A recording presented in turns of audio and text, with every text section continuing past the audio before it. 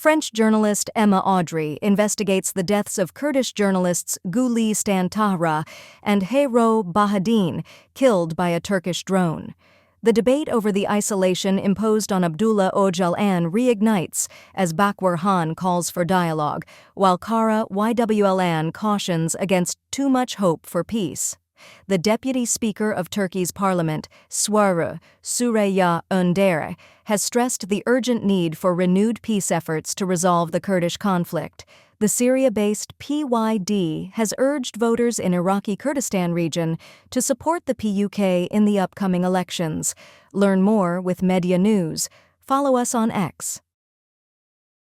Emma Audrey, a French journalist working in non-profit independent media, joined a delegation to investigate the deaths of Kurdish journalists Guli Stantahra and Heyro Bahadine in Süleymaniyye, Kurdistan region of Iraq, on 23 August.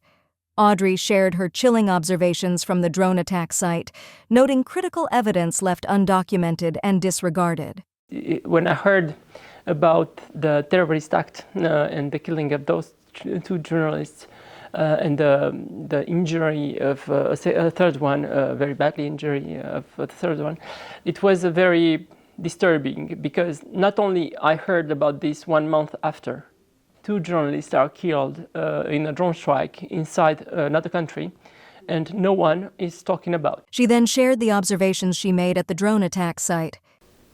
The first thing I saw, it was that they chose the spot to kill them. It was not a random spot to kill them. They chose the spot. It's a very empty spot. They didn't want any second casualties, so they waited for them to get out of the city in order to kill them. So that's the first observation, technical observation I managed to see. And I was even more appealed to see that elements from this attack, from this terrorist act, were still there. How come the police didn't took this? This is proof, technical proof for prosecution. Why those proofs are still there? Like 1 month after. Audrey also recounted memories shared by family and colleagues of the killed Kurdish journalists Guli Stantahra and Heyro Bahadine. Powerful and painful and emotional was when we went to the family there, and of course the colleagues who, when we went to chat production media, the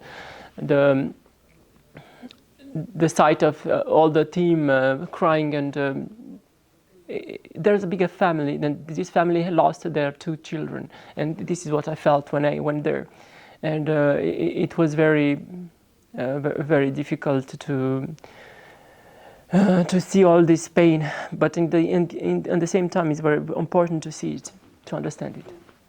She ends with a call to hold those responsible for the drone attack to account. The death of those journalists didn't mean the killing of the voices of those journalists.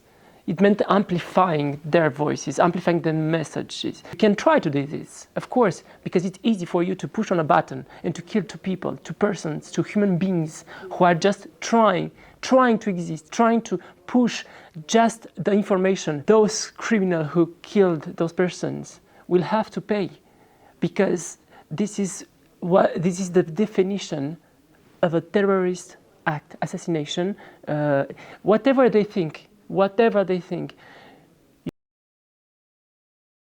In Turkey, the political debate is intensifying as calls for dialogue around Abdullah Öcalan's isolation gain momentum. The imprisoned leader of the Kurdistan Workers' Party has been held incommunicado for 43 months. 3 aydır kuş uçmayan, kervan geçmeyen, uçan kuşların bile üzerinden geçmediği bir adaya böyle boşu boşuna çağrı yapılır mı? Buyurun hadi hep beraber bu salondaki arkadaşlarımızla birlikte bir an önce İmralı kapıların açılmasını, sizin sormuş olduğunuz soruya Sayın Öcalan'ın nasıl cevap verdiğini hep birlikte merak ediyoruz. Kapıları açın, dinleyelim, görelim. Değerli arkadaşlar, tecritle ahim ve ayeme kararlarını uygulamayarak barış değişiliyor. Biz yokuz, yine onlar tartışılıyor. Bakırhan's remarks follow a statement from Devlet Bahçeli, leader of the Nationalist Movement Party, MHP, who dismissed any dialogue with Öcalan, asserting, "No one should expect the state to negotiate with terrorism." Murat Karayalan, a member of the PKK's executive committee, echoed Bakırhan's concerns, highlighting the ongoing violence against Kurds. راستش روجب گوهرتنه وسا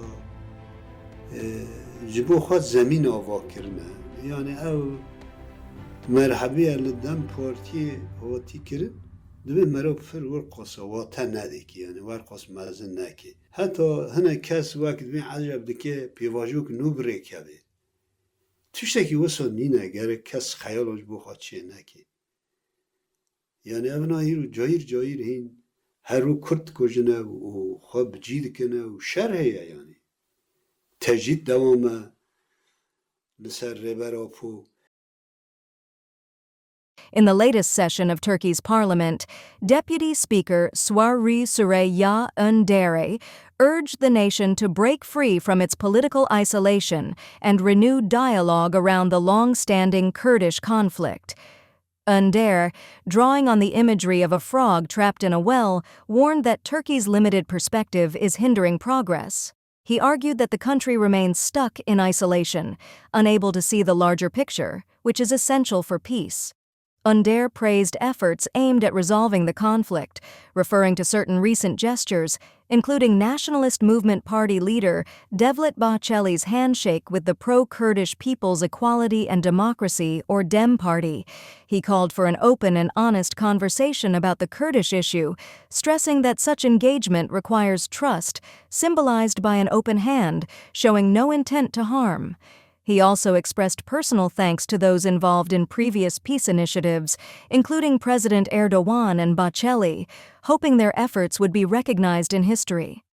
His speech reflects the continuing need for a solution to a decades-old conflict that has deeply shaped Turkey's domestic and regional policies. Ahead of parliamentary elections in the Kurdistan region of Iraq on October 20th, the Syria-based Democratic Union Party, or PYD, has urged voters to support the Patriotic Union of Kurdistan, or PUK, over its rival. The Kurdistan Democratic Party, or KDP-PYD, leaders praised the PUK for defending Kurdish values, resisting Turkish military interference, and opposing the KDP's dominance, which they say is driven by the interests of the Barzaneh family. The PYD stressed the PUK's role in protecting the Kurdistan region from Turkish attacks, with officials warning that without reform, family-based partisanship would harm democracy. The PUK, led by Bafel Talabani, governs Suleymaniye, while the KDP, controlled by the Barzanehs, dominates Erbil and Duhok. The PUK has accused the KDP of withholding funds from Suleymaniye and aligning itself with outside forces. PYD officials called for Kurdish unity to protect the region from foreign influence, stressing the importance of electing candidates who defend Kurdish gains and oppose Turkey's expansionist ambitions.